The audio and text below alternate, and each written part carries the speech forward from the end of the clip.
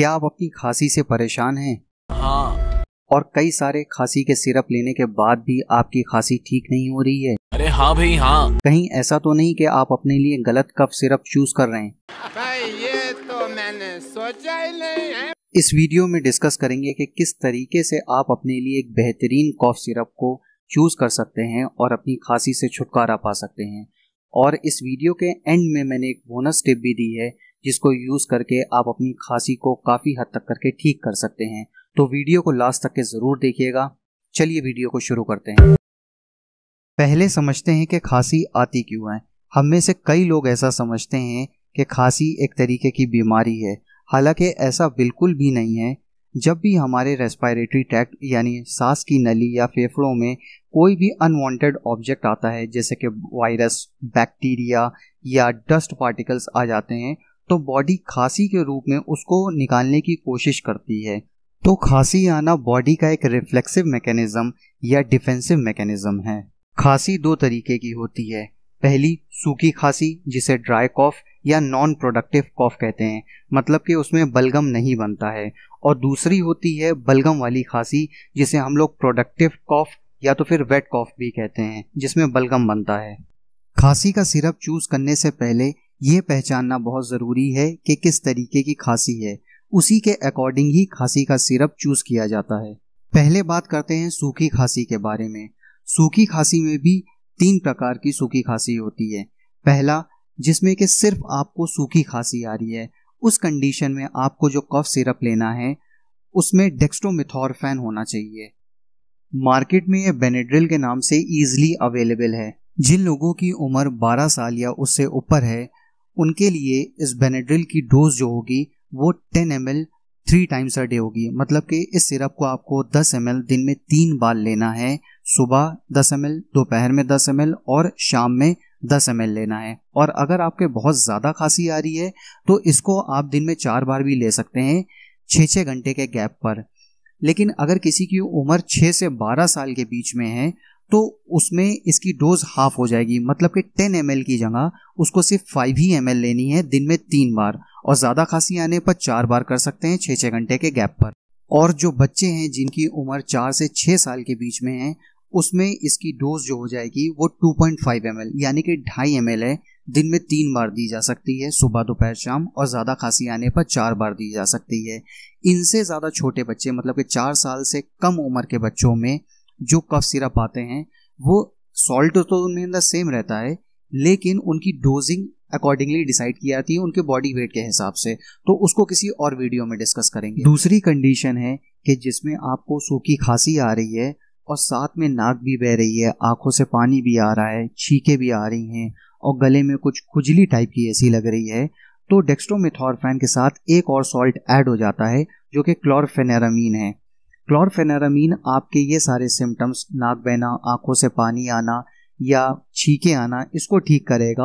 और डेक्स्ट्रोमेथोर्फेन, जैसा कि पहले बता चुके हैं, कि आपकी सूखी खांसी को ठीक करेगा। और ये मार्केट में ज़ीडेक्स नाम से बहुत ही ज़्यादा ईजिली अवेलेबल है। इसकी भी डोज सेम है, यानी जिनकी उम्र 12 साल से ऊपर की है वो दिन में इसको 3 बार लेंगे 10 ml। और जो बच्चे 6 से 12 साल की उम्र के हैं उनके लिए इसकी डोज हो जाएगी 5 ml दिन में 3 बार। और जो बच्चे 4 से 6 साल की उम्र के हैं उनके लिए इसकी डोज हो जाएगी 2.5 ml दिन में 3 बार। ज़्यादा खांसी आने पर 4 बार भी ली जा सकती है 6-6 घंटे के गैप पर। थर्ड कंडीशन आती है कि आपको सूखी खांसी भी है और साथ लगे आपको छींके भी आ रही हैं और नाक भी जाम जैसी लग रही है, आपके साइनसेस ब्लॉक हैं, सांस लेने में आपको दिक्कत हो रही है। तो उस कंडीशन में डेक्स्ट्रोमेथोर्फेन तो रहेगा जैसा कि पहले 2 कंडीशन में था, और क्लोरफेनेरामीन भी रहेगा, और साथ ही साथ इसमें एक और सॉल्ट ऐड हो जाता है जो कि फिनाइल एफिरीन है। फिनाइल एफिरीन जो है वो एक डीकंजेस्टेंट है, मतलब कि ये आपकी ब्लॉक नोज को या बंद नाक को खोलने में मदद करेगा। और मार्केट में जो इसके फॉर्मुलेशन अवेलेबल हैं, ब्रांड अवेलेबल हैं, वो चेरिकॉफ नाम से आपको मिल जाएगा ईजिली, या तो फिर एस्कोरिल D+ के नाम से अवेलेबल है। इसकी भी डोज सेम रहेगी, यानी जो लोग 12 साल से ऊपर के हैं उनको 10 ml दिन में 3 बार, 6 से 12 साल की उम्र 5 ml दिन में 3 बार, और 4 से 6 साल की उम्र के बच्चों को 2.5 ml दिन में 3 बार दी जा सकती है, और ज़्यादा खांसी आने पर 4 बार भी दिया जा सकता है। सूखी खांसी को ठीक करने के लिए जो सिरप्स इस्तेमाल होते हैं उनका एक बहुत ही कॉमन साइड इफेक्ट होता है कि उनको पीने के बाद नींद आती है, क्योंकि ये कॉफ सिरप ब्रेन के कफ सेंटर में काम करते हैं, इसी वजह से नींद आती है। फार्मेसी की लैंग्वेज में इन कॉफ सिरप्स को एंटीटसिव्स कहा जाता है। अब बात करते हैं वेट कॉफ यानी बलगम वाली खांसी के बारे में। इसमें आपको सांस लेने में काफ़ी दिक्कत होती है, कभी कभी सांस लेने में सीटी जैसी आवाज़ सुनाई देती है, या अगर डॉक्टर स्टेथोस्कोप से इसको सुनते हैं तो सांस लेने में घड़घड़ाहट की आवाज़ भी सुनाई देती है। ये इस वजह से होता है क्योंकि आपके सीने में बलगम जमा हुआ होता है और जो सांस की नली होती है वो पतली हो चुकी होती है। तो दो कंडीशन एसोसिएटेड रहती हैं कि एक सांस की नली थोड़ी सी पतली हो जाती है जिसकी वजह से एयर फंस के निकलती है और घड़घड़ाहट की आवाज़ सुनाई देती है, और दूसरी चीज़ बलगम जमा होने की वजह से कंजेशन फील होता है, कुछ कसा कसा सा सीने में महसूस होता है। इन कंडीशंस में क्या किया जाता है, दो तरीके की अप्रोचेस होती हैं हमारे पास।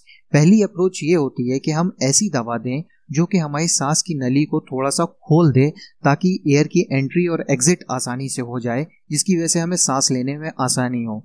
ऐसी दवाओं को ब्रोंकोडायलेटर्स कहा जाता है और इसके एग्जाम्पल हैं साल्ब्यूटामॉल, लिवोसाल्ब्यूटामॉल और टर्ब्यूटलीन। और दूसरा अप्रोच ये रहता है कि हम ऐसे सॉल्ट्स का इस्तेमाल करें या ऐसी दवाओं का इस्तेमाल करें जो कि हमारे बलगम को तोड़ने में और उनको निकालने में मदद करें। ऐसी दवाओं को एक्सपेक्टोरेंट्स कहा जाता है। एक्सपेक्टोरेंट्स के अंदर में जो सॉल्ट आते हैं वो ambroxol, sodium citrate, bromhexine, ammonium chloride और ग्वेनाफिसिन आते हैं। जितनी भी दवा की कंपनी है वो इसी हिसाब से दवा बनाती हैं वेट कफ के लिए कि जिसमें ब्रोंकोडायलेटर जैसे कि लिवोसाल्ब्यूटामॉल या टर्ब्यूटलीन प्रेजेंट हो, और साथ ही साथ कॉफ को निकालने के लिए भी सॉल्ट प्रेजेंट हो जैसे कि ब्रोमहेक्सिन हो गया या ग्वेनाफिसिन हो गया। मार्केट में एस्कोरिल एलएस के नाम से ये सिरप आता है। एलएस का मतलब इसमें लिवोसाल्ब्यूटामॉल है जो कि ब्रोंकोडायलेटर का काम करेगा, मतलब कि आपकी सांस की नली को खोलने में मदद करेगा। लिवोसाल्ब्यूटामॉल के साथ इसमें एम्ब्रोक्सोल प्रेजेंट होता है जो कि आपके बलगम को तोड़ने में मदद करता है, और साथ ही साथ ग्वेनाफिसिन भी प्रेजेंट होता है जो कि बलगम के चिपचिपेपन को दूर करता है। तो ये एस्कोरिल एलएस एक बहुत ही अच्छा सिरप है जो आपकी बलगम वाली खांसी को ठीक करने में काफ़ी मददगार साबित हो सकता है। अगर इसकी डोज की बात की जाए तो जिनकी उम्र 12 साल से ज़्यादा की है वो इसको 10 ml दिन में 3 बार लें, और ज़्यादा खांसी आने पर दिन में 4 बार भी ले सकते हैं। जो लोग 6 से 12 साल के बीच के हैं उनके लिए 5 ml, और 4 से 6 साल की उम्र के बच्चों के लिए 2.5 ml सिरप ये देना है। जितने भी सिरप वेट कॉफ को ठीक करने के लिए होते हैं उनके कॉमन साइड इफेक्ट एसोसिएटेड होता है कि उनको पीने के बाद ट्रेमर्स महसूस होते हैं, लगता है हाथ हिल रहा है, या दिल की धड़कन बहुत तेज़ हो जाती है जिसे पाल्पिटेशन कहते हैं, या कई बार स्वेटिंग होने लगती है, घबराहट जैसी महसूस होने लगती है। तो उससे ज़्यादा घबराने की बात नहीं है क्योंकि ये इसका कॉमन साइड इफेक्ट है। जिन पेशेंट्स को भी ऐसा महसूस हो रहा है वो इसकी डोज को आधा कर लें। अगर 10 ml ले रहे हैं तो उसको 5 ml कर लें, 5 ml ले रहे हैं तो उसको 2.5 ml कर लें। तो धीरे धीरे करके ये जो सिम्टम्स आ रहे हैं, पाल्पिटेशन, अनईजीनेस, स्वेटिंग, ये धीरे धीरे करके ठीक हो जाएगी। और पेशेंट को ये काउंसिल किया जाए कि घबराने वाली कोई भी सिचुएशन नहीं है, थोड़ा सा रेस्ट कर लें, पानी पी लें, ये ऑटोमेटिकली ये चले जाएंगे सिम्टम्स। अच्छा, अब एक तीसरी कंडीशन भी देखने को मिल सकती है कि जिसमें पेशेंट ये कंप्लेन कर सकता है कि कभी उसको सूखी खांसी आती है, कभी बलगम वाली खांसी आती है। तो उस कंडीशंस में भी ऐसा किया जाता है कि सिरप ऐसे चूज किए जाते हैं जिनके अंदर दोनों प्रॉपर्टी हो, मतलब कि उनके अंदर डेक्स्ट्रोमेथॉर्फेन भी प्रेजेंट हो ताकि वो सूखी खांसी को भी कम कर सकें, और ग्वेनाफिसिन जैसे सॉल्ट भी हो ताकि वो बलगम को भी दूर कर सके। तो ऐसी कंडीशन में जो सिरप यूज किया जाता है वो ग्रिलिंटस सिरप यूज किया जाता है। काफी इफेक्टिव सिरप है ये। इसकी भी डोज पहले जैसे कॉफ सिरप्स की तरह सेम है। अब बात कर लेते हैं बोनस टिप के बारे में। अगर आपने कई सारे कॉफ सिरप्स इस्तेमाल किए हैं लेकिन फिर भी आपकी खांसी ठीक नहीं हो रही है तो डाबर का सीटोपलादी चूर्ण का भी आप इस्तेमाल करके देख सकते हैं।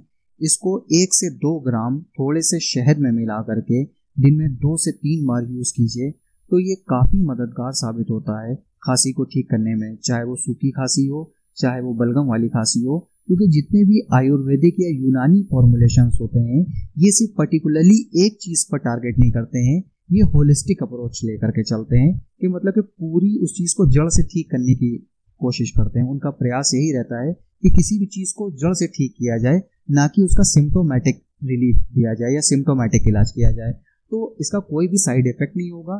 तो अगर आप सिरप्स यूज़ कर रहे हैं तो इसमें आप इस चीज़ को भी ऐड ऑन कर सकते हैं, आपको काफ़ी अच्छे रिजल्ट्स देखने को मिल सकते हैं। आपको ये वीडियो कैसा लगा कमेंट में ज़रूर लिख करके बताइए। मिलते हैं अगली वीडियो में। Thanks for watching.